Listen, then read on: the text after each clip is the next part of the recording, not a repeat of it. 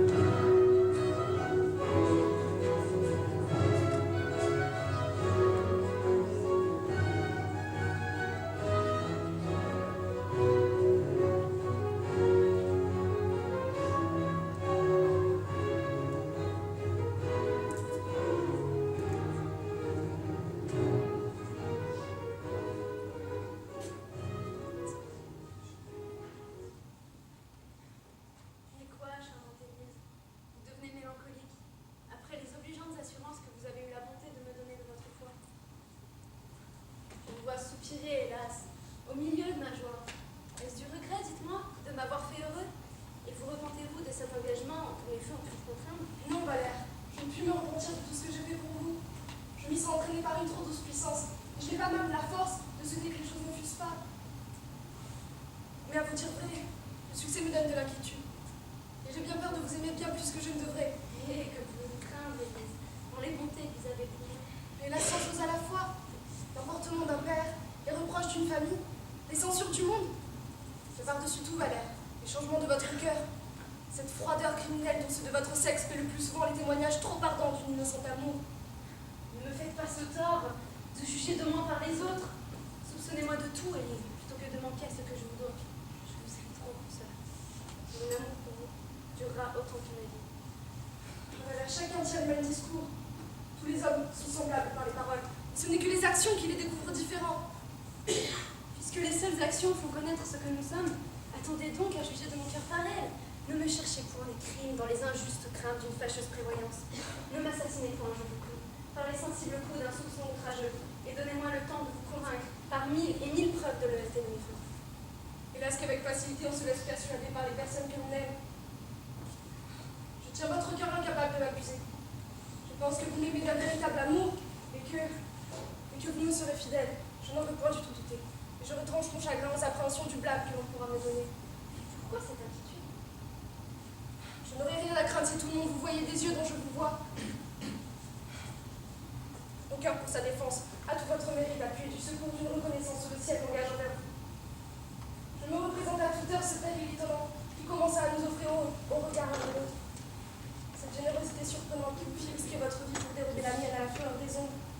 soins pleins de tendresse que vous me fîtes éclater après m'avoir tiré de l'eau, les hommages assidus de cet ardent amour que ni le temps, ni les difficultés n'ont rebuté, et qui, vous faisant négliger parents et patrie, laissent vos pas en ces lieux. Il laisse en ma faveur votre fortune déguisée, et vous a réduit pour me voir, à vous revêtir de l'emploi de domestique et mon père.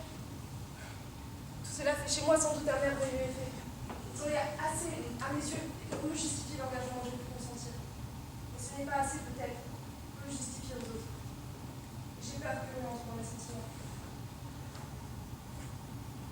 De tout ce que vous avez dit, ce n'est que par mon seul amour que je prétends auprès de vous mériter quelque chose. Et quant au scrupule que vous avez, votre père lui-même ne prend que trop de soin de vous justifier à tout le monde. Et l'excès de son avarice et la manière austère dont il vit avec ses enfants pour autoriser des choses plus étranges. Pardonnez-moi, charmante Élise, si j'en parle ainsi devant vous. Vous savez que sur ce chapitre, on n'en peut pas dire de bien.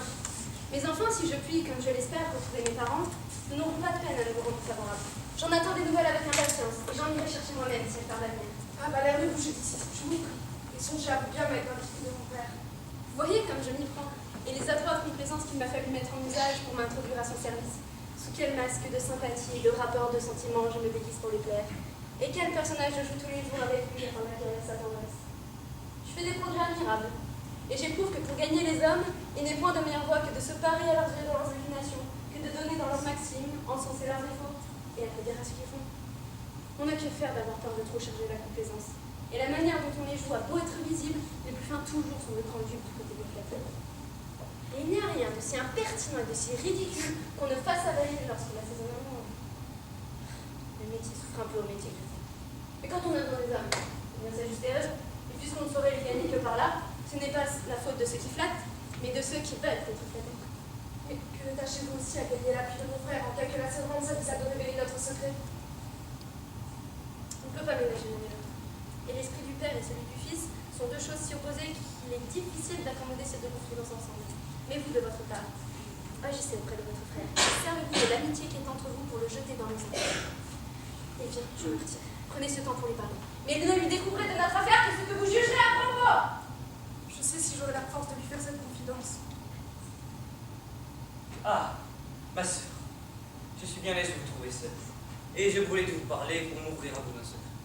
Je suis prête à vous ouïr, mon frère. Qu'avez-vous à me dire? Bien des choses, enveloppées dans un seul mot. J'aime. Vous aimez? Oui, j'aime. Mais avant d'aller plus loin, je sais que je dépends d'un père. Et que le nom de fils me soumet à cette volonté. Que nous ne devons pas engager notre foi sans le consentement de ceux dont nous tenons le jour. Que le ciel les a fait maîtres de nos vœux, et qui nous est enjoint de n'en disposer que par leur conduite. Que n'étant prévenus d'aucune folle ardeur, ils sont en état de se tromper bien moins que nous, et de voir beaucoup mieux ce qui nous est propre. Qu'il en vaut mieux croire les lumières de leur prudence que l'aveuglement de notre passion, et que les amours de la jeunesse nous entraînent souvent dans des précipices fâcheux. Enfin, je vous dis tout cela, ma sœur, afin que vous ne vous donniez point la peine de me le dire. Car enfin, mon amour ne vaut rien écouter. Et je vous prie de ne pas me faire de remontrance. Vous êtes-vous engagé, mon frère, avec celle que vous aimez? Mais j'y suis résolu. Et je vous prie encore de ne pas donner de raison pour m'en dissuader. Suis-je mon frère une si étrange personne? Non, mais vous n'aimez pas. Vous ne connaissez pas la douce violence qu'un tendre amour fait sur nos cœurs. Et j'apprends votre sagesse. Hélas, mon frère, ne parlons point de ma sagesse. Il est personne qui n'en manque au moins une fois en sa vie. Si je vous ouvre mon cœur, peut-être serai-je à vos yeux bien moins sage que vous. Oh, plutôt ciel que votre âme comme la mienne. Finissons auparavant votre affaire et me dites qui est celle que vous aimez. Une jeune personne qui loge depuis peu dans ce quartier, et qui semble être faite pour donner de l'amour à tous ceux qui l'aiment. Je me sentis transporté dès le moment où je l'ai vue. Elle se nomme Marianne, et vit sous la conduite d'une bonne femme de mère, qui est presque toujours malade, et pour qui elle a des sentiments d'amitié qui ne sont pas imaginables. Elle la sert, la plaint, la console, avec une tendresse qui vous toucherait l'âme. Elle se prend d'un air le plus charmant du monde aux choses qu'elle fait, et l'on voit briller mille grâces en toutes ses actions. Une honnêteté tout engageante, une bonté admirable, une... Oh, ma sœur, je voudrais que vous l'eussiez vue. J'en vois déjà beaucoup, mon frère, dans les choses que vous me dites. Et pour que vous l'aimiez, il me suffit que vous l'aimiez. Juste pour ça, c'est plaisir. J'ai découvert souvent qu'ils ne sont pas fort accommodés, et que leur discrète conduite a de la peine à étendre à tous leurs besoins le bien qu'elles peuvent. Figurez-vous, ma sœur, quelle joie ce peut-être que de relever la fortune d'une aimable personne, que de donner adroitement quelques petits secours aux modestes nécessités d'une vertueuse famille. Et concevez quel déplaisir ce m'est que de voir que, par l'avarice d'un père, je sois dans la puissance de faire éclater à cette belle aucun témoignage de moi. Je conçois assez, mon frère. Quel doit être votre chagrin? Ah, il est plus grand qu'on ne peut croire. Car enfin, ne peut-on rien voir de plus cruel que cette sécheresse étrange où l'on nous fait languir, que cette rigoureuse épargne que l'on exerce sur nous, et que nous servira d'avoir du bien, s'il ne nous vient que lorsque nous ne serons plus dans le bel âge d'en jouir? S'il faut, pour m'entretenir même, que j'aille chercher de l'argent, si je suis réduit avec vous à chercher le secours des marchands, pour avoir moyen de porter des habits raisonnables. Enfin, ma sœur, j'ai voulu vous parler, pour m'aider à sonder mon père sur les sentiments que je suis. Et si je les trouve contraires, j'ai résolu d'aller en d'autres lieux, avec cette aimable personne, jouir de la fortune que le ciel voudra nous donner. Je fais chercher partout de l'argent pour ce dessein. Et si vos affaires, ma sœur, sont semblables aux miennes, qu'il faille que notre père s'oppose à nos désirs, nous le quitterons là tous deux, et nous affranchirons de cette tyrannie où nous tient son avarice insupportable. Il est vrai qu'il nous donne de plus en plus sujet à regretter la mort de notre mère. Et que, jour après jour, oui. Oh là là! Éloignons-nous pour achever notre confidence, et nous joindrons après nos forces pour attaquer la dureté de son humeur. Hors d'ici tout à l'heure, et qu'on ne réplique pas, allons, que l'on détaille de chez moi, mes trous sur le filou, mais j'ai des potences. Je n'ai jamais rien vu de si méchant que ce maudit vieillard. Et je pense, sans correction, qu'il a le diable au corps. Tu murmures entre tes dents. Pourquoi me chassez-vous? C'est bien à toi, Panda, de me demander des raisons. Sors que je ne t'assomme. Mais qu'est-ce que je vous ai fait? Tu m'as fait que je veux que tu sortes. Mon maître, votre fils m'a donné l'ordre de l'attendre ici. Eh bien, va-t'en l'attendre dans la rue et ne reste pas planté tout droit dans ma maison comme un piquet, à observer tout ce qui se passe, à faire ton profit de tout. Je n'ai pas besoin d'avoir sans cesse devant mes yeux un traître, un espion de mes affaires. Dans les yeux, maudit, assiège ce que je possède et furette de tous côtés pour voir s'il n'y a rien à voler. Comment diantre voulez-vous qu'on vous vole? Êtes-vous un homme volable quand vous renfermez toutes choses et faites sentinelle jour et nuit? Mais je renferme ce qui me plaît et je fais sentinelle comme bon me semble. Voilà pas de ces pandards qui prennent garde à ce qu'on fait. Ah. Je tremble qu'il n'ait soupçonné quelque chose de mon argent. Ne serais-tu pas me faire courir le bruit que j'ai chez moi de l'argent caché? Vous avez de l'argent caché? Mais non, je ne dis pas cela, coquin. J'enrage. Mais je demande si malicieusement tu ne serais pas homme à faire courir le bruit. Et que nous importe que vous en ayez ou que vous n'en ayez pas si c'est pour la même chose. Tu fais le raisonneur et je te baillerai de ce raisonnement-ci par les oreilles. Sors. Eh bien, je sors. Attends. Ne m'emportes-tu rien? Mais que vous emporterai-je? Bien ça que je vérifie. Montre-moi tes mains. Et voilà. Les autres? Les autres. Bah oui. Et voilà. N'as-tu rien vu ici dedans? Vous voyez par vous-même. Ces grands pantalons sont les receleurs des choses que l'on dérobe. Et j'aurais voulu qu'on en fasse pendre quelqu'un. Qu'un homme comme cela maîtrise très bien ce qu'il craint, que j'aurais joie de voler. Hein? Quoi? Qu'est-ce que tu dis de voler? Je dis que vous me fouillez bien de partout pour voir si je vous ai volé. Eh ben, c'est ce que je veux faire. La peste soit de l'avarice et des avaricieux. Comment? Que dis-tu? Ce que je dis? Oui. Que dis-tu d'avarice et d'avaricieux? Je dis que la peste soit de l'avarice et des avaricieux. Et de qui veux-tu parler? Eh ben des avaricieux.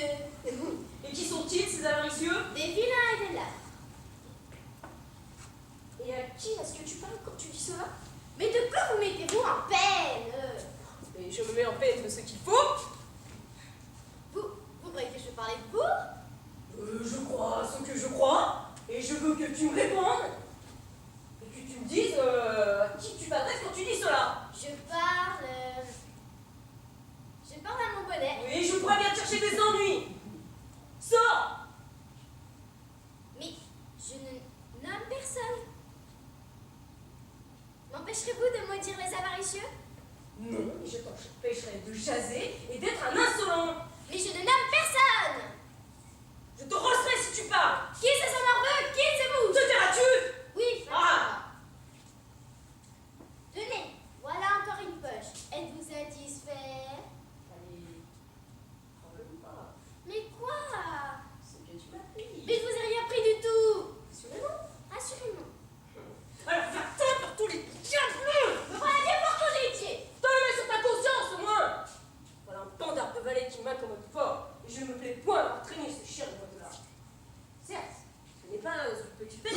chez soi une grande somme d'argent. Et bien heureux, celui qui a tout son fait bien placé, et ne garde seulement que ce qu'il faut pour sa dépense. On n'est pas peu embarrassé à trouver dans toute une maison une cache fidèle. Et pour moi, les coffres forts me sont suspects. Je ne veux jamais m'y fier. Je les tiens en franche amorce à voleurs. D'ailleurs, c'est la première chose que l'on va attaquer. Cependant, je ne sais si j'aurais bien fait d'enterrer dans mon jardin 100 000 euros. Que mon mère m'en dit hier. 100 000 euros, c'est une somme assez... Oh, ciel, j'aurais parlé tout fort. La chaleur m'aura emporté. Et j'aurais dit tout haut ce que je pensais. Qu'est-ce? Rien, mon père. Il y a longtemps que vous êtes là? Nous ne venons que d'arriver. Et vous avez entendu... Quoi, mon père? Ah! Quoi? Ce que je viens de dire! Non. Bon, si fait. Pardonnez-moi. Je vois bien que vous en avez oublié quelques mots, et c'est que je m'entretenais en moi-même de la difficulté qu'il y a à trouver de l'argent aujourd'hui. Et je me disais qu'il est bien heureux, celui qui a chez lui 100 000 euros. Nous vous feignions vous aborder, de peur de vous interrompre. Je suis bien aise de vous dire cela, de vous m'avez prendre les choses de travers, et pensiez que c'est moi qui ai 100 000 euros. Nous n'entrons point dans vos affaires. Putain Dieu que je les eu 100 000 euros. Je ne crois pas... Ce serait une bonne affaire pour moi. C'est une chose. J'en aurais bon besoin. Je pense... Cela m'accommoderait fort. Vous êtes. Et je ne ferai pas, comme je le fais, de me plaindre que les temps sont durs. Oh, mon père, vous n'avez pas lu de vous plaindre et l'on sait très bien que vous avez assez de bien. Comment? Assez de bien? Ceux qui le disent en ont menti, ce sont des coquins qui font courir ces bruits-là. Vous vous mettez pour en colère. Il est étrange que mes enfants me trahissent et deviennent mes ennemis. C'est être votre ennemi que dire que vous avez du bien? Oui, les discours que vous tenez, les dépenses que vous faites en seront cause qu'un de ces jours on viendra me trancher la gorge en pensant que je suis tout cousu de billets. Et quelle grande dépense est-ce que je fais? Quel? N'y a-t-il rien de plus scandaleux que le somptueux équipage que vous promenez à travers la ville? Je querellais hier votre sœur, c'est encore pire. Il y a de quoi vous crier vengeance au ciel. À vous prendre du pied jusqu'à la tête, il y a de quoi faire un bon placement. Je vous l'ai dit 100 fois, mon fils. Vos manières me déplaisent fort, et vous donnez furieusement dans le maquis. Et pour aller ainsi vêtu, il faut bien que vous me dérobiez. Et comment vous dérobez? Comment? Que sais-je? Comment faites-vous pour entretenir les habits que vous portez? Moi, mon père, c'est que je joue. Oh. Et comme je suis fort heureux, je mets sur moi tout l'argent que je gagne. Eh bien, c'est fort mal fait. Si vous êtes heureux en jeu, vous devriez mettre à honnête intérêt l'argent que vous gagnez pour pouvoir le retrouver un jour. Cela s'entend. Laissons cela et parlons d'autre chose. Je crois qu'ils sont signe l'un à l'autre de me voler la bourse. Que veut dire ces gestes-là? Nous nous entretenons, moi et mon frère. À qui parlera le premier? Nous avons tous deux quelque chose à vous dire. J'ai moi aussi quelque chose à vous dire à tous deux. C'est de mariage, mon père, que nous désirions vous parler. Et c'est de mariage aussi que je désire vous parler. Ah, mon père! Quel est ce cri, ma fille? Est-ce le mot ou la chose qui vous fait peur? Le mariage peut nous faire peur à tous deux de la manière dont vous l'entendez. Et nous craignons que nos sentiments ne soient pas d'accord avec votre choix. Vous n'avez patience, vous n'avez aucun lieu de vous inquiéter. Je sais ce qu'il vous faut à tous deux. Mais pour commencer par un bout, avez-vous, dites-moi, une jeune fille qui s'appelle Marianne et qui ne loge non loin d'ici? Oui, mon père. Et vous? J'en ai ouï parler. Comment trouvez-vous cette personne, mon fils? Une fort charmante personne, Sa physionomie? toute honnête et pleine d'esprit. Son air, sa manière? Admirable, sans doute. Ne pensez-vous pas qu'une personne comme celle-ci mériterait que l'on songe à elle? Oui, mon père. Qu'elle serait un parti souhaitable, Très souhaitable. qu'elle aurait toute mine de faire un beau ménage, Sans doute. et qu'un homme aurait satisfaction avec elle. Assurément. Cependant, il y a une petite chose, c'est que je pense qu'il n'y ait pas tout le bien avec elle que l'on pourrait prétendre. Ah, mon père, le bien n'est pas considérable lorsqu'il s'agit d'épouser une honnête personne. Pardonnez-moi, pardonnez-moi. Si on ne trouve pas tout le bien, il peut s'agir de le regagner sur autre chose. Cela est vrai. Ah, mon fils, je suis bien aise de vous voir dans mes sentiments, car sa douceur et son maintien honnête m'ont gagné l'âme et je suis résolue d'épouser Marianne. Que veut dire cela? Vous êtes résolu, dites-vous? À d'épouser Marianne. Vous? Oui, moi. Mais enfin, Il m'a pris tout à coup un éblouissement et je me retire. cela ne sera rien. Allez boire un grand verre d'eau claire dans la cuisine. Voilà des dames aux flouets qui n'en ont pas plus de vigueur que les poules. Voilà ce que j'ai prévu pour moi, ma fille, et pour votre fils. Je lui destine une veuve dont on est venu me parler ce matin. Quant à vous, je vous donne au Seigneur Anselme. Au Seigneur Anselme? Oui, c'est un homme sage et prudent qui n'a pas plus de 50 ans et dont on vante les grands biens. Je ne veux pas me marier au Seigneur Anselme, mon père, s'il vous plaît. Et moi, ma fille, mamie, je veux que vous vous mariez, s'il vous plaît. Pardonnez-moi, mon père. Pardonnez-moi, ma fille. Je suis très humble servante au Seigneur Anselme, mais avec votre permission, je n'épouserai point. Je suis votre très humble valet, mais avec votre permission, vous l'épouserez, et dès ce soir. Dès ce soir? Dès ce soir. Non, Si, non, si, vous dis-je. c'est une chose auquel vous ne me réduirez point. C'est une chose auquel je te réduirai. Je me pendrai plutôt que d'épouser le Seigneur Anselme. Mais tu ne te pendras pas, tu l'épouseras, mais voyez, quelle audace. N'a-t-on jamais vu une fille parler de la sorte à son père? Mais n'a-t-on jamais vu un père parler de la sorte à sa fille, marier de la sorte à sa fille? C'est immonde. C'est un parti où il n'y a rien à redire, et je gage que l'on approuvera mon choix. Et moi je gage qu'il ne saurait être approuvé d'aucune personne raisonnable. Voilà, Valère, veux-tu que nous le fassions juge de cette affaire? J'y consens. Très bien. Te rendras-tu à son jugement? J'en passerai par ce qu'il dira. Parfait. Valère, ici. Ma fille et moi, nous t'avons eu pour savoir qui a raison, et où nous. C'est beau, monsieur, sans risonner. Sais-tu bien de quoi nous parlons? Non, Ouais. mais vous ne sauriez avoir tort, mais vous êtes très raison. C'est que je veux lui donner ce soir un homme aussi riche que sage, et la coquinerie au nez en nous disant qu'elle se moque de l'épouser. Que dis-tu de cela? Ce que j'en dis? Oui, Et mais encore. je dis que, dans le fond, je suis de votre sentiment, et que vous ne pouvez pas que vous ayez raison, mais aussi, il n'a-t-elle pas tort tout à fait, et puis, Mais le Seigneur Anselme est un parti considérable. C'est un homme doux, sage, prudent, posé, à qui il ne reste aucun enfant de son premier mariage. Sera-t-elle retrouvée? cela est tout. Mais elle pourrait vous dire que c'est un peu précipiter les choses, et qu'il faudrait attendre au moins un certain temps pour voir si son C'est une occasion qu'il faut saisir vite aux cheveux. Je trouve ici un intérêt que je trouverai nulle part ailleurs. Il s'engage à la prendre sans dot. Sans dot? Ouais, sans dot. Ah, je ne dis plus rien. Voyez-vous, voilà une raison tout à fait convaincante, s'il se fera pas cela.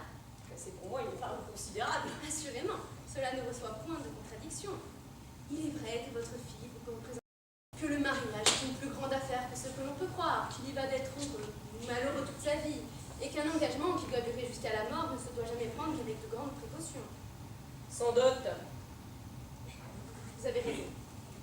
Il y a des gens qui pourraient vous dire qu'en de telles occasions, l'inclination d'une fille est une chose sans doute où l'on doit avoir de l'égard, et que cette grande inégalité d'âge, d'humeur et de sentiment peut rendre un mariage sujet à des accidents. Sans dot. Ah, il n'y a pas de réplique à cela. On le sait bien. Qui diantre peut-elle aller la contre? Ce n'est pas qu'il y ait quantité de pères qui aimeraient mieux ménager la satisfaction de leur fille que l'argent qu'ils pourraient donner, qui ne les voudrait point sacrifier à l'intérêt, et qui chercherait plus que toute autre chose à mettre dans un mariage cette douce conformité qui cesse maintient l'honneur, la tranquillité et la joie. Sans dot. Il est vrai. Voilà qui ferme la bouche à tout, sans dot. Le moyen de résister à une raison comme celle-là? Hey, j'entends le chien qui aboie. Serait-ce qu'on en voudrait à mon argent? Ne bougez pas, je reviens tout à l'heure. Mais vous moquez-vous, Valère, de lui parler comme vous le faites? C'est pour ne point l'aigrir. Il pourra venir mieux à vous. Heurter de front ses sentiments est le moyen de tout gâter. Il y a de certains esprits qu'il ne faut prendre qu'en plaisant, des tempéraments ennemis de toute résistance, des naturels rétifs, que la vérité fait cabrer, qui sans cesse se raidissent contre le droit chemin de la raison, et qu'on ne mène qu'en tournant où on veut les conduire. Mais C'est c'est semblant de consentir à ce qu'il veut. Vous en viendrez mieux à vos fins. C'est ce doit conclure ce soir. Ce mariage. Il faut demander un délai et feindre quelques maladies. Mais l'on découvrira la fin de ce qu'on appelle des médecins. Vous moquez-vous? Connaissez quelque chose? Allez, vous pourrez avec eux voir quelle manne il vous plaira. Nous vous trouverons des raisons pour vous faire persuader.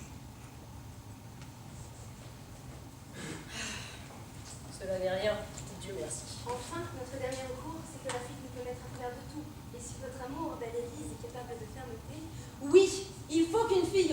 son père. Il ne faut point qu'elle regarde comme un mari est fait. Et lorsque la grande raison de Sandot se rencontre, elle doit être prête à prendre tout ce qu'on lui donne. Voilà qui est bien parlé, cela. Je vous demande pardon, monsieur, si je m'emporte un peu et prends la hâtesse de vous parler comme je le fais. Bon, vous avez bien fait. Je vous donne sur elle tout pouvoir. Tu entends? Tu as beau fuir.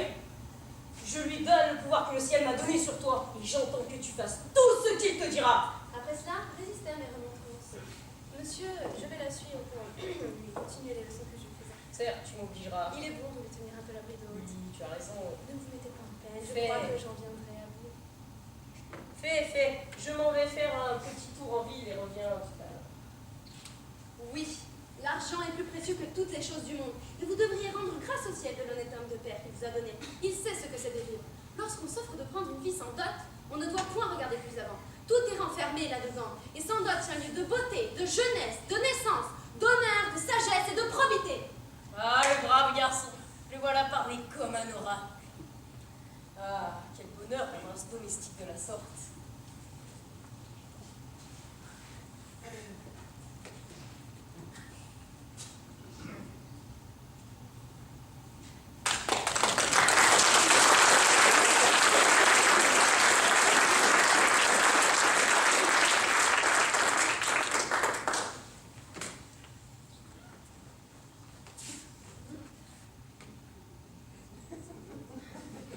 Ah, très bien. Où t'es-tu donc allé? Ne t'arrête pas de... Oui, monsieur, je m'étais rendu ici pour vous attendre de pied ferme. Mais monsieur, votre père, le plus mal grâce des hommes, m'a chassé dehors. J'ai couru, risque d'être battu. Comment va notre affaire? Les choses passent plus que jamais. Et depuis que je ne t'ai vu, j'ai découvert que mon père est mon rival. Votre père? Amoureux? Oui. Et j'ai eu toutes les peines du monde à lui cacher le trou pour cette nouvelle mamie. Mais lui, celui d'aimer, mais de quoi diable sévise-t-il? L'amour est-il été fait pour des gens bâtis comme lui? Ah, il a fallu pour mes péchés que cette passion me soit venue en tête. Mais par quelle raison lui faire un mystère de votre amour? Pour lui donner moins de soupçons et me conserver au besoin des ouvertures plus aisées pour détourner ce mariage. Quelle réponse t'as-t-on faite? Ma foi, monsieur, ceux qui empruntent sont bien malheureux. Il faut essuyer d'étranges choses lorsqu'on est réduit comme vous par passer par les mains des fesses maîtues. L'affaire ne se fera point? Pardonnez-moi. Notre maître Simon, le courtier qu'on nous a donné, homme agissant et plein de zèle, assure qu'il a dit qu'il a fait rage pour vous et assure que votre seule physionomie lui a gagné le cœur. J'aurai les 15 000 francs que je demande? Oui, mais à quelques petites conditions. Il faut que vous acceptiez, si vous avez dessein, que les choses se fassent. A-t-il fait parler à celui qui doit prêter l'argent? Ah, vraiment, cela ne va pas de la sorte. Il apporte encore plus de soin à se cacher que vous. Et ce sont des mystères bien plus grands que vous ne le pensez. On ne veut point du tout dire ce nom, et on doit la boucher dans une maison empruntée pour être instruite de votre bouche, de votre bien et de votre famille. Et je ne doute que le seul nom de votre père me rende les choses faciles. Et principalement notre mère étant morte, dont on ne peut m'ôter le bien. Voici quelques articles qu'il a dictés lui-même à notre entremetteur pour vous être montrés avant que de n'ait rien fait. Supposez que le prêteur voit toutes ses sûretés et que l'emprunteur soit majeur et d'une famille dont le bien soit ample, solide, assuré, clair et net de tout embarras, on fera une bonne et exacte obligation par devant un notaire, le plus honnête homme qu'il se pourra, et qui pour cet effet sera choisi par le prêteur, auquel il importe le plus que l'acte soit dûment dressé. Il n'y a rien à dire à cela. Le prêteur, pour ne charger sa conscience d'aucun scrupule, ne prétend ne donner son argent qu'au taux d'intérêt à 5,5%. Taux d'intérêt à 5,5%. Parbleu, voilà qui est honnête. Cela est vrai.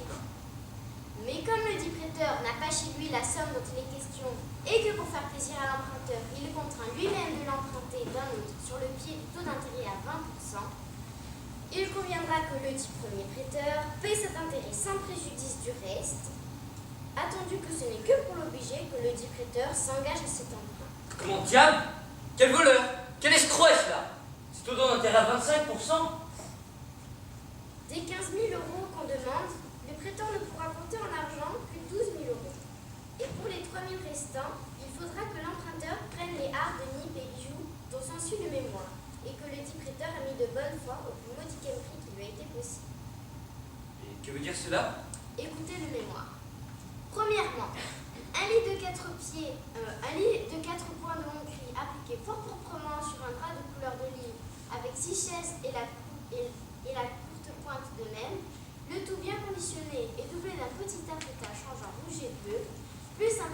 que d'une bonne serge de malheureux sèche avec le mollet et les franges de soie, plus une tenture de tapisserie des amours de Bombo et de Massé, plus une grande table de noyer à 12 colonnes et piliers tournés qui se tirent par les deux bouts et garnis par le dessus de ces 6 escabelles, plus un luth de Bologne garni de toutes ses cordes plus un pot, plus un trou madame et un damier avec un jeu de loi remonté des Grecs, fort pour passer le temps lorsqu'on en a que faire, plus une peau de lézard de 3 pieds et demi remplie de points, curiosité agréable pour prendre au plancher d'une chambre, le tout ci-dessus mentionné, valant loyalement plus de 4500 € et rabaissé à la valeur de 3000 € par la discrétion du prêteur.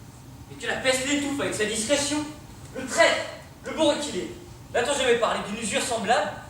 Et n'est-il pas content du furieux intérêt qu'il exige, sans vouloir encore m'obliger à prendre pour 3000 € les vieux rogatons qu'il ramasse? Je n'aurai pas 200 € de tout ça. Et pourtant, il faut bien que je consente à tout. Car il est en état de me faire tout accepter. Il me tient au scélérat, un poignard sur la gorge.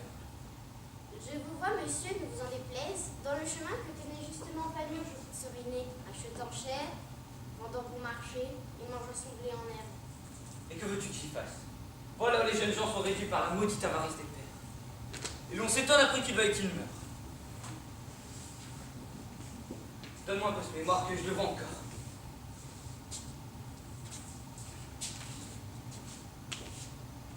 Oui, monsieur, c'est un jeune homme qui a besoin d'argent.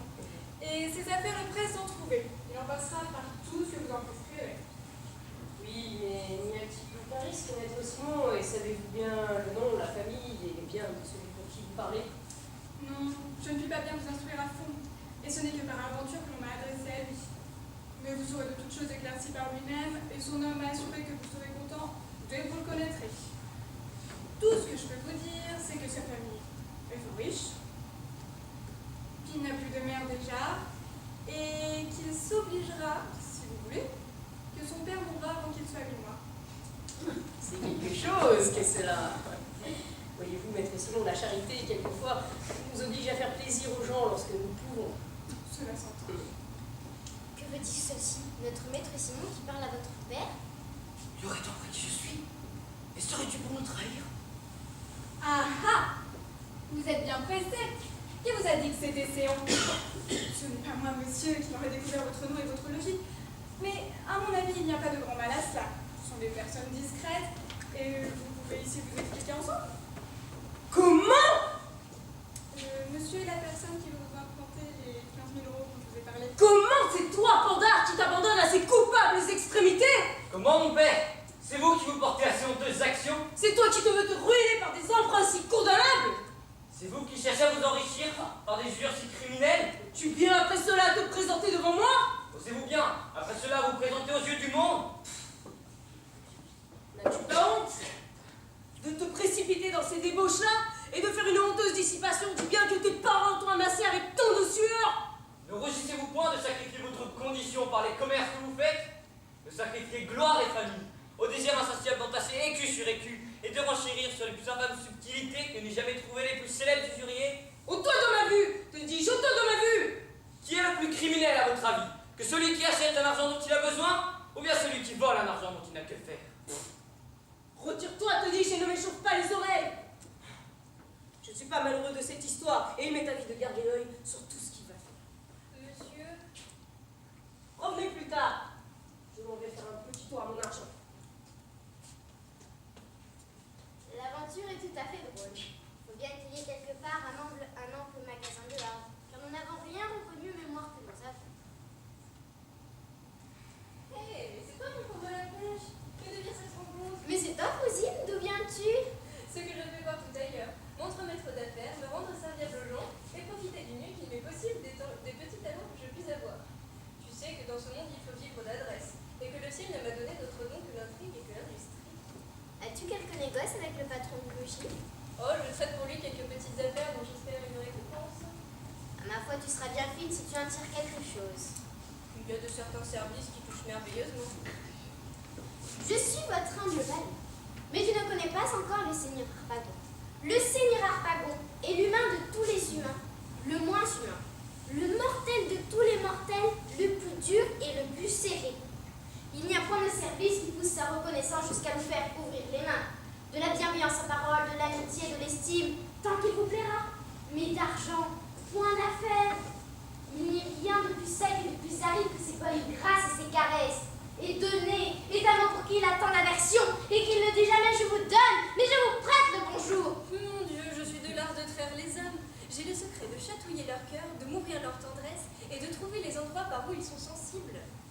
Baguette, je te défie d'attendrir la nôtre les questions du côté de l'argent. Il est cruel là-dessus, mais d'une cruauté à désespérer tout le monde. On crèverait, il n'en branlerait pas. En un mot, il aime l'argent, plus qu'honneur qu'il réputation et que vertu. Et la vue d'un demandeur lui donne des convulsions. C'est le frapper par son endroit mortel, c'est lui percer le cœur, c'est lui arracher les entrailles. Et si... Mais je reviens, je me retire. Bon, c'est pas tout, mais je crois que ça va être faire de l'entraque, là. À tout à l'heure.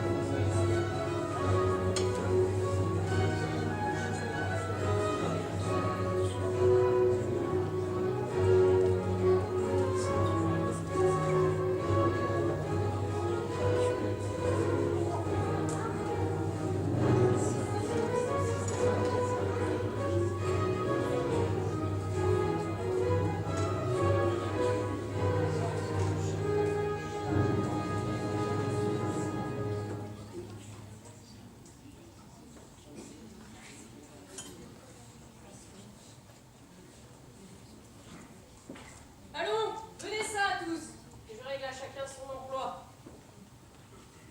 Et distribue mes ordres.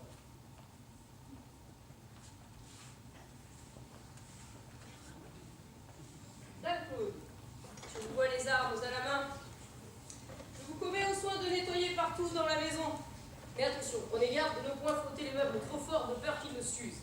Outre cela, je vous commets pendant le souper au gouvernement des bouteilles. Et s'il s'en casse quelqu'une ou s'écarte quelque chose, je le retiendrai sur vos gages. Châtiment. Voilà. Allez. Vous, Bradavoine, vous, la merluche. Je vous établis dans la charge de servir à boire et de rincer les verres. Et attention, vous ne servirez que lorsque l'on aura soif. Et pas comme il est de coutume chez certains impertinents de laquais de venir importuner les gens et les forcer à boire alors qu'ils n'y songent même pas. Attendez, on vous demande plusieurs fois, et ressouvenez-vous de toujours porter beaucoup d'eau. Oui, le vin pur monte à la tête. Peut-on nous laisser cueillir, monsieur? Oui, quand vous verrez venir les gens. Et attention, regardez-vous bien de gâter vos habits. Non, enfin, monsieur, vous savez bien qu'il y a des devants de mon pourpoint et tout couvert d'une grande tache d'huile de lampe. Et moi, monsieur, que mon pantalon tout trouvé par derrière et qu'on me voit, révérence par Oh, paix! Rangez cela adroitement du côté de la muraille et présentez toujours le devant au monde. Quant à vous, vous mettrez votre chapeau ainsi, afin qu'on ne le voit pas. Pour vous, ma fille, vous aurez l'œil sur ce que l'on desservira et prendrez garde qu'il ne se fasse aucun dégât. Cela s'y est bien aux filles. Mais en attendant, préparez-vous à bien recevoir ma maîtresse qui se doit venir tantôt pour vous mener à la foire. Avez-vous entendu? Oui, mon père. Quant à vous, mon fils, le damoiseau, dont j'ai la bonté de pardonner l'histoire de tantôt, ne vous avisez pas non plus de lui faire un mauvais visage. Moi, mon père, mauvais visage. Et par quelle raison? Ah, mon Dieu, nous savons bien le train des enfants dont le père se remarie et de quel œil ils ont l'habitude de regarder ce que l'on appelle belle-mère. Et si vous voulez que j'oublie une frasque de votre dernière Frodelle, avisez-vous de la régaler d'un bon visage et surtout de bien la recevoir. qu'on vous promette que je sois bien aise qu'elle devienne ma belle-mère. Mais quand elle faire mon visage, je promets de vous obéir ponctuellement sur ce chapitre. Prenez-y garde. Vous n'aurez pas du tout plaint. Vous ferez bien. Valère, aide-moi ceci. Au sein, maître Jacques, je t'ai gardé pour le dernier. Est-ce à votre cocher, monsieur, ou à votre cuisinier que vous désirez parler? Car je suis l'un et l'autre. Les deux. Oui, mais à qui des deux le premier?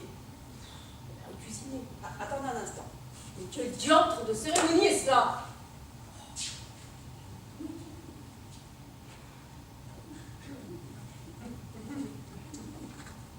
Vous n'avez qu'à parler.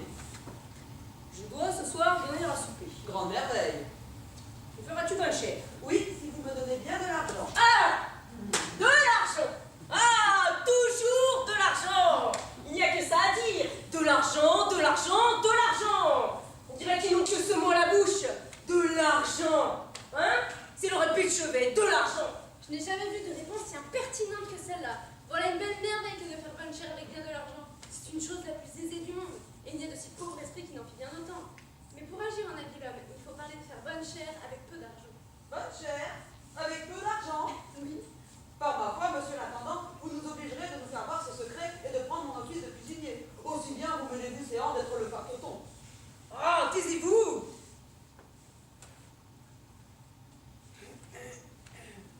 Que te faudra-t-il? Combien de gens serez-vous à table?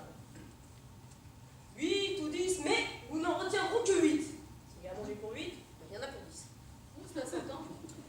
Eh bien, il nous faudra 4 potages bien garnis, 5 entrées, donc potage. Mon Dieu, mais il y a quoi nourrir toute une ville? Rôle dans un... Encore?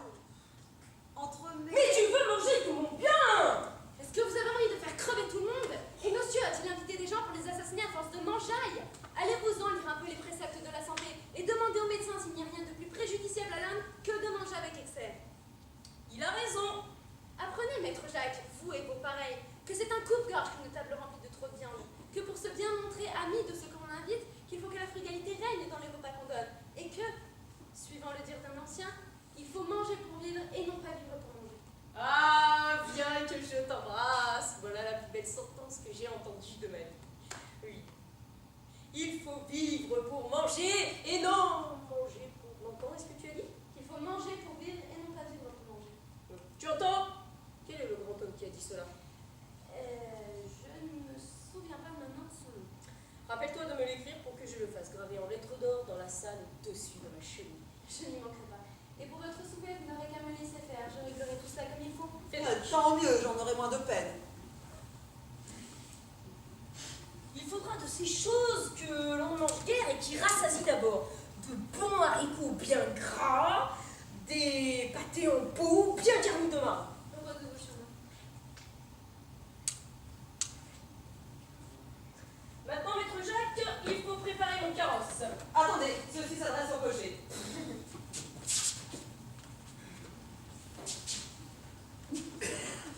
Vous dites? Il faut préparer mon carrosse, atteler les chevaux pour mener à la foire. Vos chevaux? Oui, Monsieur? Ma foi, ils ne sont pas du tout en état de marcher. Je ne dirais point qu'ils sont sur la litière, les pauvres bêtes n'en ont pas, et ce serait mal parler.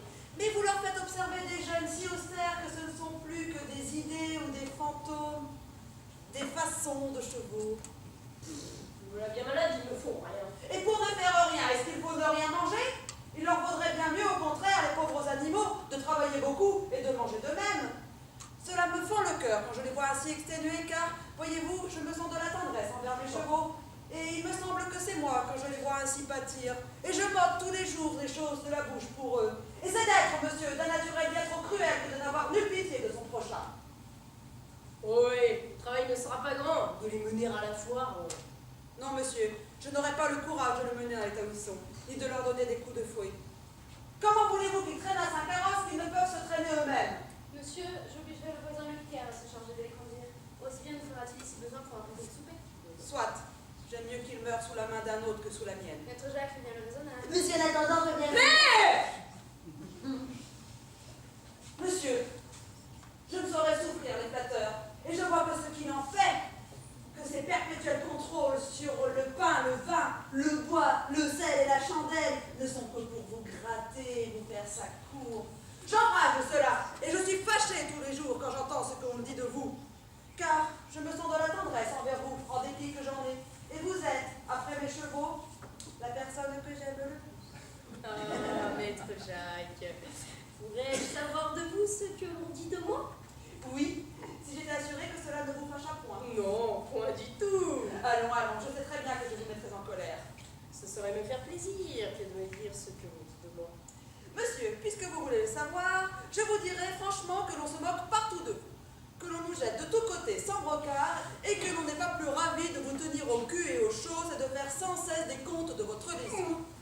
L'un dit que vous faites imprimer des almanachs particuliers où vous faites doubler les 4 temps et les vigiles, ceci afin de profiter des jeunes auxquels vous obligez votre monde. Un autre dit que vous tenez toujours une querelle toute prête à faire à vos valets au moment des épreuves ou de leur sortie d'avec eux, ceci afin de vous donner une bonne raison de ne rien leur donner. Celui-ci dit que vous fîtes assigner le chat d'un de vos voisins pour vous avoir dérobé le reste d'un de gigot de mouton. Celui-là dit qu'on vous surprit d'une nuit, dérobant vous-même l'avoine de vos chevaux, et que votre cocher, qui était celui d'avant moi, vous donna dans le noir je ne sais combien de coups de bâton au sujet desquels vous ne voulûtes rien dire. Enfin, voulez-vous que je vous dise? Oui. Vous êtes la fable et la risée de tout le monde, et on ne saurait aller nulle part sans vous entendre accommoder de toutes pièces, et on ne saurait parler de vous que sous les noms d'avare, de vilain, de larve et de fesse Mathieu. Tu es un coquin, un impudent, marron. Mais c'est pas possible. Eh bien, ne l'avais-je pas deviné que je vous fâcherais? Que d'apprendre la vérité vous mettrait en colère? Quoi, trop parler?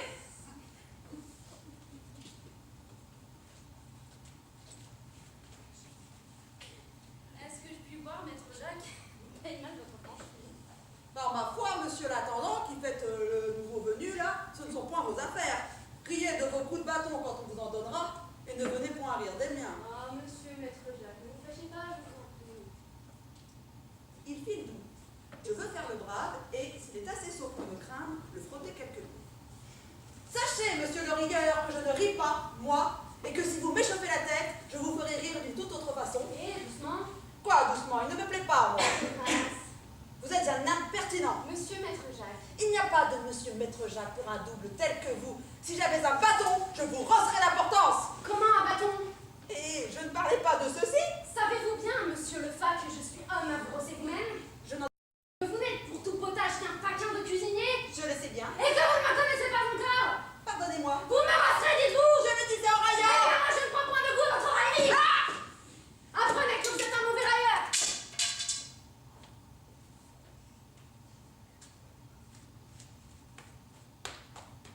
La peste soit de la sincérité. C'est un mauvais métier. Désormais, j'y renonce et je ne veux plus dire vrai. Pas encore pour mon maître, il a quelques droits de me battre. Mais pour ce monsieur l'intendant, je me vengerai si je le puis. Savez-vous, maître Jacques, si votre maître est au logis? Oh oui, il y est vraiment. Eh bien, prévenez-le que nous sommes ici. Nous voilà bien. Ah, que je suis froisine dans une étrangère. Eh ben, c'est pour dire ce que je sens, que j'appréhende cette vue. Mais pourquoi? Et quelle est votre inquiétude? Hélas, me le demandez-vous? Et ne vous figurez-vous point les alarmes d'une personne toute prête à voir le supplice où l'on veut l'attacher? Je sais bien que pour mourir agréablement, Harpagon n'est pas le supplice que vous voudriez embrasser. Et je vois à votre mine que le jeune blondin dont vous m'avez parlé tout à l'heure vous revient quelque peu à l'esprit. Oui, c'est une chose rosine dont je ne veux pas me défendre. Et les visites respectueuses qu'il a rendues chez nous ont fait, je vous l'avoue, quelques effets sur moi. Et avez-vous su quel il est? Non, je ne sais point quel il est, mais je sais qu'il est fait d'un air à se faire aimer. Et que si l'on pouvait mettre les choses à mon choix, je le prendrais plutôt qu'un autre. Et qu'il ne contribue pas peu à me faire trouver un tourment effroyable dans les coups qu'on veut me donner. Mon Dieu, tous ces blondins sont agréables et débitent fort bien leurs faits, mais la plupart sont gueux comme des rats. Et il vaut mieux pour vous de prendre un vieux mari qui vous donne beaucoup de bien. Je vous avoue que l'essence ne trouve pas si bien leur compte du côté que je dis, et qu'il y a quelques petits dégoûts à essuyer avec un tel époux. Mais cela n'est pas pour durer, et sa mort, je vous le dis, vous mettra en peine d'en trouver un plus aimable, qui réparera toute chose. Mon Dieu, Frosine, c'est une étrange affaire. Lorsque pour être heureuse, il faut souhaiter ou attendre le trépas de quelqu'un. Et la mort ne suit pas tous les projets que nous faisons. Vous moquez-vous? Il ne se marie qu'à condition de vous laisser veuve bientôt. Et ce doit être d'ailleurs un des articles du contrat. Il serait bien impertinent de ne pas mourir dans 3 mois. voici en propre personne. Rosine, quelle figure! Je vous demande pardon, ma belle, si je viens à vous avec des lunettes. Je sais que vos apparts font passer les yeux, qu'il n'est nul besoin d'avoir de lunettes pour les observer. Mais c'est avec des lunettes que l'on observe les astres. Et vous êtes, je l'avoue, un astre est le plus bel astre qui soit au pays des astres. Rosine, elle me répond et moi, il me semble qu'une joie de me voir. C'est qu'elle est encore toute surprise et les filles ont toujours honte à témoigner d'abord ce qu'elles ont dans l'âme. Tu as raison. Voici ma fille qui vient vous saluer. Je me quitte bien tard, madame, j'ai une visite. Vous avez fait, madame, ce que je devais faire, c'était à moi de vous prévenir. Vous voyez qu'elle est grande, mais les mauvaises herbes croient toujours. L'homme déplaisant. Que dit la belle? Qu'elle vous trouve admirable. Ah, c'est trop d'honneur que vous me faites. Quel animal! C'est pour une bonté à vous. Je n'ai pu plus tenir. Voici aussi mon fils qui vient vous saluer. Rosine, c'est justement celui dont je t'ai parlé. Oh, l'aventure est merveilleuse. Je vous vois étonné de me voir de si grands enfants, mais je serai bientôt débarrassée et de l'un et de l'autre. Madame, à vous dire le vrai, c'est une aventure où je ne m'attendais pas. Et mon père ne m'a pas peu surpris lorsqu'il m'a dit tantôt des sortes de femmes. Je puis dire la même chose, c'est une rencontre imprévue qui m'a surprise autant que vous. Et je n'étais point préparée à pareille aventure. Il est vrai que mon père n'aurait pu faire plus beau choix, et qu'il m'ait dit une sensible joie que l'honneur de vous voir. Mais avec tout cela, je ne puis pas vous assurer que je me réjouis du dessein de vous de devenir un père. Le compliment, je vous l'avoue, est trop difficile pour moi. Et c'est un titre, s'il vous plaît, que je ne vous souhaite pas. Ce discours paraîtra brutal aux yeux de quelques-uns, mais je sais que vous serez personnel en tant que vous. Que c'est un mariage que vous imaginez bien que je dois avoir par influence. Que, sachant ce que je suis, vous savez comme il choque mes intérêts. Et que vous voulez bien que je me dise, avec la permission de mon père, que si les choses dépendaient de moi, ce qui m'aide ne se ferait pas. Ah, voilà un compliment bien impertinent. Quelle belle confession à lui faire. Et moi, pour vous répondre, j'ai à vous dire que les choses sont fort égales. Et que si vous auriez de la répugnance de voir votre belle-mère, je n'en aurais pas moins, sans doute, à voir mon beau-fils. Ne croyez pas, je vous prie, que ce soit moi qui cherche à vous donner cette inquiétude. Je serais fort fâchée de vous causer du déplaisir. Et si je m'y vois force et par une puissance absolue, je vous donne ma parole que je ne consentirai point au mariage qui vous chagrine. Elle a raison. À ce compliment, il faut une réponse de même. Je vous promets que ce qu'il m'a dit ne m'a pas du tout offensé, au contraire, il m'a fait plaisir de m'expliquer ainsi ses véritables sentiments. J'aime de lui un aveu de la sorte, et s'il avait parlé d'autre façon, je l'en estimerais bien moins. C'est beaucoup de bonté à vous que de vouloir excuser ses fautes. Le temps le rendra plus sage et il changera d'avis. Je ne puis pas en changer, et je suis extrêmement mal à Encore, mais continue de plus fort. Voulez-vous que je trahisse mon cœur? N'avez-vous pas envie de changer de discours? Eh bien, puisque vous voulez que je parle d'autre façon, souffrez, madame, que je me mette ici à la place de mon père, et que je vous avoue que je n'ai jamais rien vu de plus charmant que vous dans ce monde, et que je ne conçois rien d'égal au bonheur de vous, que le titre de votre époux est une gloire, une félicité que je préférerais aux destinées des plus grands princes de la terre. En effet, le bonheur de vous posséder est une des plus grandes conquêtes. C'est où j'attache toute mon ambition. Il n'y a rien que je ne pourrais faire pour une conquête si précieuse. Et les obstacles les plus puissants... Mais mon fils, enfin! Doucement, s'il vous plaît! C'est un compliment que je fais pour moi, madame. Mon Dieu, mais j'ai une langue pour m'exprimer moi-même! Donnez des sièges. Mieux vaut de cela que nous allions à la foire afin d'en rentrer plus tôt et que vous ayez le temps de vous entretenir. Eh bien, que l'on prépare mon carrosse et que l'on prépare les chevaux. Excusez-moi, ma belle, si je n'ai pas songé à vous donner une collation avant de partir. J'y ai pourvu, et j'ai fait porter quelques bassins d'orange de la Chine, de citron d'eau et de confit. Valère! Il a perdu sens. Vous trouvez que cela ne soit pas assez, mon père?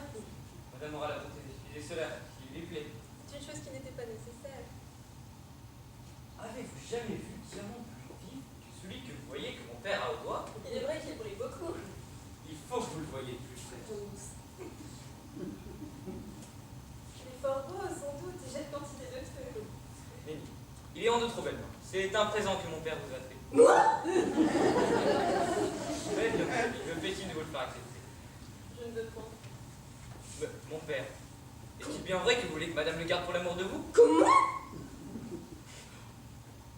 Non, pas du tout. C'est l'offenser. Je rage. Ce serait Non.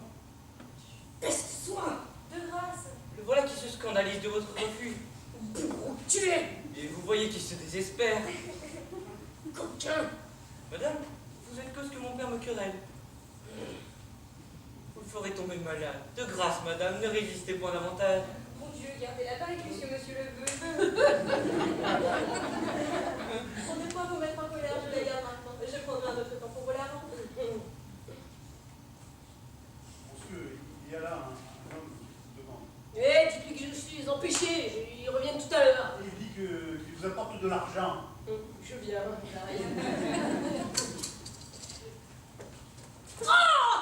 Mais je suis mort! Qu'est-ce mon père? Ah, Vous êtes-vous fait mal? le traître a reçu de l'argent des débiteurs, c'est sûr! Pour me faire rompre le cou! Cela ne sera rien. Pardonnez-moi, monsieur, je crois qu'il vient faire un accord. Mais que viens-tu faire ici? Me dire que vos 2 chevaux sont déférés. Eh bien qu'on est même promptement chez le maréchal! En attendant qu'il soit ferré, je vais faire conduire madame dans le jardin où je ferai porter les honneurs de votre logis. Valère, mets l'œil sur tout ceci et essaye de m'en sauver le plus possible pour le renvoyer chez le marchand. C'est assez. Un fils impertinent, as-tu envie de me ruiner?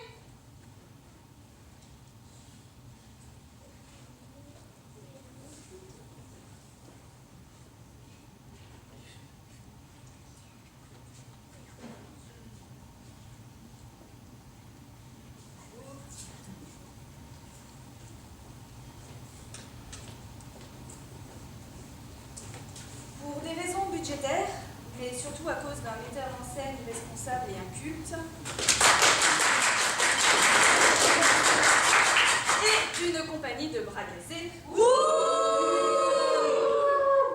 les actes 4 et 5 seront joués en accéléré. Nous vous prions d'être indulgents et surtout très amis. Devant ce dilemme, Frosine essaya d'aider les 2 amants. Il nous faudrait une veuve riche. Génial! Je vais en parler à ma mère.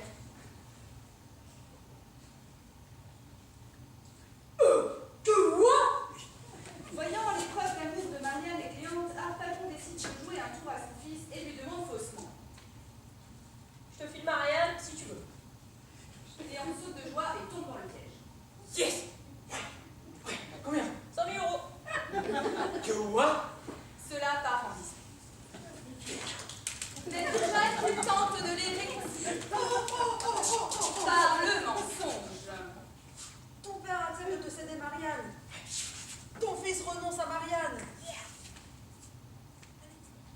En s'excusant, le père et le fils découvrent la feinte du cuisinier. Je renoncerai jamais à Marianne! Je ne renoncerai pas non plus à Marianne! Pendant ce temps-là, la flèche manigance quelque chose. J'ai volé la cassette, j'ai volé la cassette, j'ai volé la cassette. Voilà! À l'assassin! Au meurtrier! On m'a volé ma cassette! Ah, voilà-moi! Oh, c'est moi! Je veux savoir où elle est! Qui est-ce qui me l'a volée? Si on me la rend pas, je vous pendrai tous! Je me pendrai moi-même!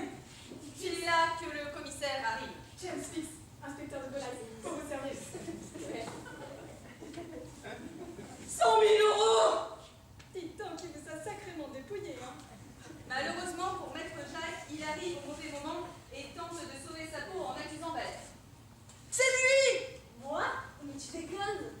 Valère essaye alors de s'expliquer en pensant qu'il s'agit de sa relation avec Élise. Mais qu'est-ce que tu me parles de ma fille? Qu'est-ce qu'elle viendrait faire là-dedans? S'il vous plaît, mon père, il m'a sauvé ma life. Je m'entends pas de cotillard! Et même avec une patte d'anguille! Le seigneur Anselme est arrivé. Il va essayer de calmer le jeu. Mais un secret se cache derrière tout ça.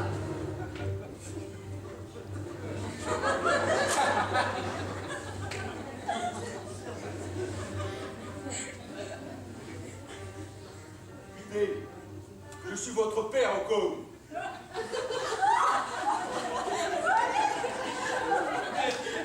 Harpagon n'est vraiment pas content. Désespéré de ne pas trouver sa cassette. Cléante arrive en avouant qu'il détient la cassette, ce qui envenime les choses. La cassette! Ah ouais! Ah, c'est moi là, hein?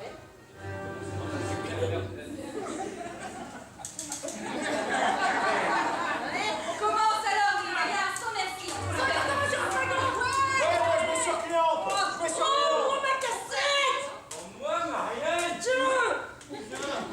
Ouais! Oh, cool! Tout le monde est réconcilié, tout finit bien. Mais vous pouvez toujours rêver pour vous faire rembourser. Ouais!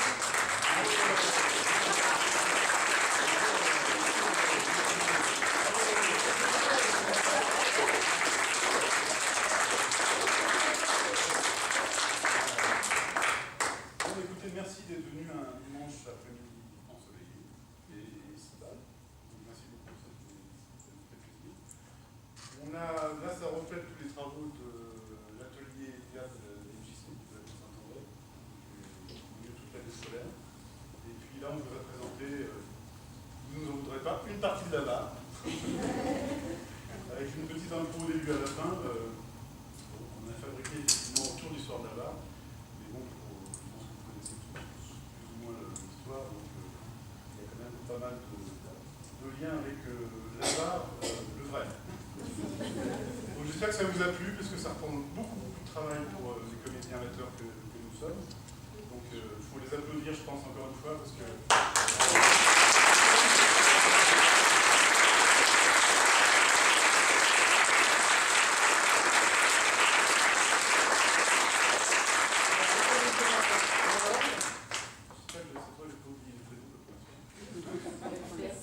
Donc Eric.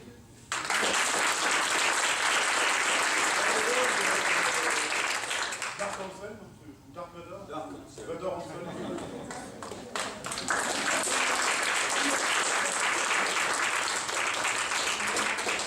Arlène dans le rôle d'Artagnan.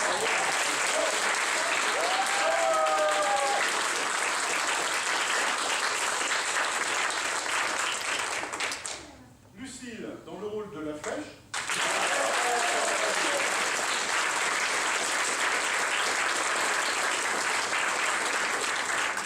Marie dans le rôle de Marianne.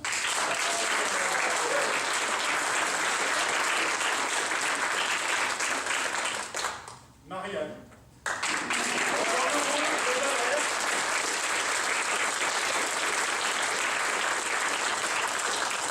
Adèle dans le rôle de Maître Simon, du commissaire, voilà.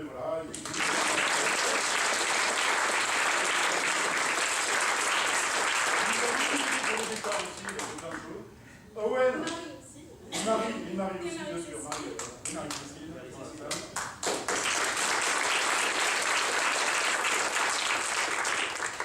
Owen, dans le rôle de Cléante.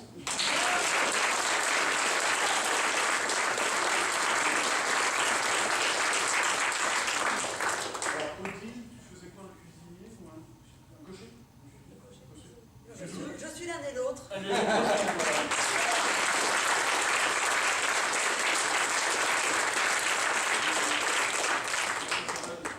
Enfin, vous ne regardez pas trop quand même. C'est un peu limite, ouais. Donc, Lucille dans le rôle d'Élise.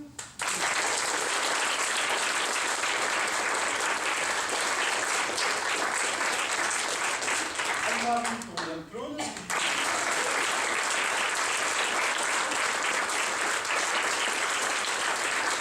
Antoine Dumont dans le rôle de Frosine.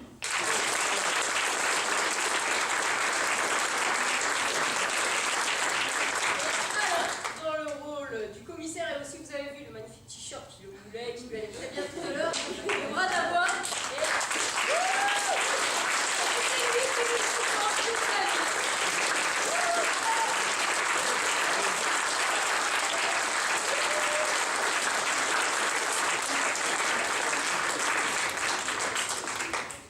Vous êtes invité à revoir un coup pour ceux qui entendent. Parce qu'il y a de l'alcool.